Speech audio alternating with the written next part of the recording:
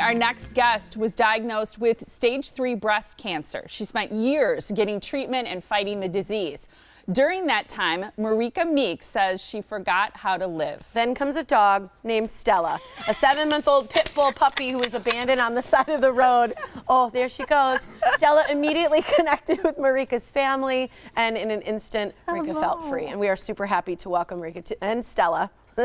Already showing her belly to the morning blend. You wrote about your journey in this memoir. It's called IncrediBullStella, how the love of a pit bull rescued a family. Thanks for being here. Yeah, thanks for having me. Is she always this lovey? Well, she loves the sofa, so and she loves to snuggle, so here she is. Oh my goodness. How many followers does she really have now on Instagram? Between all social media, about 80,000. Oh my goodness. Aren't you a sweetheart? Yeah, she is. She was actually found by the side of the road. She was dumped on the side of the road with her sister. Yeah. And that was in Indiana, but we do have a Milwaukee tie-in because her name used to be Shirley and her sister's name was Laverne. So, cute. That is so adorable. Cute. Oh, are we boring you? You know, I think what I love about your story, in part, I mean, there's so many great things, is how honest you are about how difficult it was to have that diagnosis, stage 3, and I know you have kids. You have a daughter, right? I have 2 daughters. Oh, you have 2 daughters. You have 2 daughters, and how you talk about, you know, going through these years of treatment. You were sort of like obsessed with it and worried about, you know, surviving it. Yeah, I really didn't think I was going to survive, and I got into a really dark place where I was already grieving all the things I was going to miss. So it's like cancer has a strange way of, like, even though you are still alive at that moment, it's already robbed you of even those days that you have left, because I was thinking about missing graduations, weddings, you know, all those things, thinking about my husband being by himself.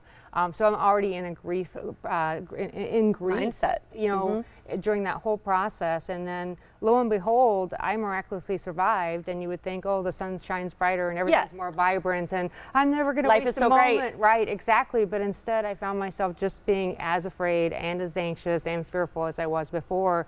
And it's like I found myself at a point where I was still alive, but I'd forgotten really how to live and what life was about. Is it true that when you and your husband met, he had said no dogs? Yeah. Absolutely no dogs. He said, he's over there videotaping you.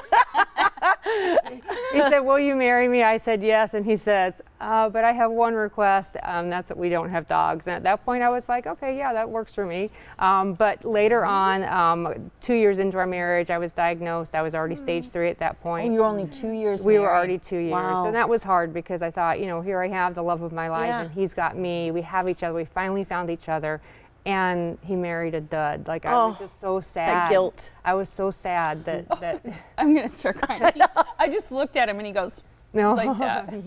Yeah, it was so difficult. You know, we went through some really hard times with all of this, and of course, you know, you have kids involved, and you're thinking. We got a shot of him, so I just got to say, was it hard for her to convince you to adopt the dog, to bring the dog home? No, because I saw how wonderful it affected her. Okay, what he just said, I don't know if you guys can see him on or hear him over TV, but what he said is no, because he saw the incredible effect that Stella had on you and your family. Right, and really what happened for me is that I was kind of shameful. Are we in your way, Stella? Oh, okay. Give us that belly. I was so shameful that I didn't feel like I was coping as well as I should be. And I felt like everybody else is this cancer warrior and everyone's so proud of them about that's how they what people never see on complain. social media. Yeah, exactly. Yeah. And it's like I had really low moments and it made me kind of think I sucked at life because I couldn't, like, here I did survive where I was so lucky where all these other people were passing away. I was still here, but I was like stuck wasting my second chance at life.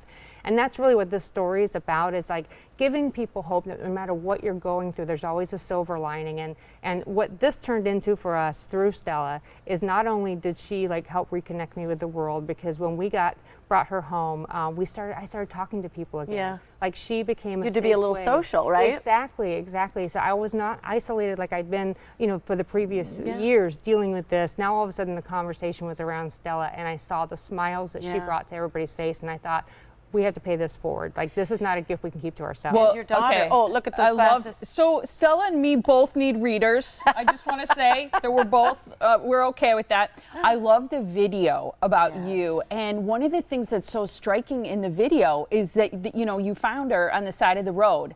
But what I love about is how she changes your life almost instantly. Her love, her snuggling, but your daughter, Yes. who's having such a hard time, really depressed and even contemplating suicide. Yeah, when I was going through radiation, I got a call that she had left a suicide note and no one knew where she was. And we got to be back together again, and like so much water had gone under the bridge. I'd been gone on treatment for like 7 months at that point that we just couldn't really reconnect. And the night before we went to Stella's adoption event, she said to me, she goes, "Mom, can I go with you tomorrow?" And I was like, oh, she speaks, Yeah. she's interested in something that I'm doing. And I said, yeah. I said, but I don't want to like just leave with a dog. I have to find my dog. Like I knew it was a soul calling. I had to find my dog. And she said, I understand. And that day we brought Stella home. It was the day before Valentine's Day. She changed my life that day and the life of my family. She gave me my daughter back. She literally, like, we fell back in love with each other. I love that you say that you as fell we were back falling in love with her. I mean, and it changed that day. Real quick, because we're out of time, but as I know people get to meet you, they get to meet Stella, but because I know a big message of yours is also adopt, don't shop, but how did you know that Stella was the right dog? Because I think people Well, my book kind feel of that. goes through, I had several dogs in my life that really weren't like that perfect heartfelt connection. And I think, I trust my intuition to kind of see whether I have that soul match or not. And it's guided me through my cancer treatment, and it's also guided me through finding the perfect dog for me. I think she might be the perfect dog for me too. I know, like literally, she's a lover. So people can meet you. I'm going to give all the places. Tonight, you're going to be at Enlightened Brewery. That's at 5:30. That's where you can get the book as well, IncrediBullStella, How the Love of a Pit Bull Rescued a Family. Then Saturday at 2 o'clock at Boswell Books. Then Tuesday at 6:15 at the New Berlin Public Library. IncrediBullStella.com. And dog hair actually is complimentary, so enjoy. I love it. Thank you very much. Thanks for being really here. sweet. Love your Thanks for story. having us. It's I a love you pleasure too, to meet you. Stella. Thanks for sharing it with us. Good for you. Thank She's you. a lover. Yeah.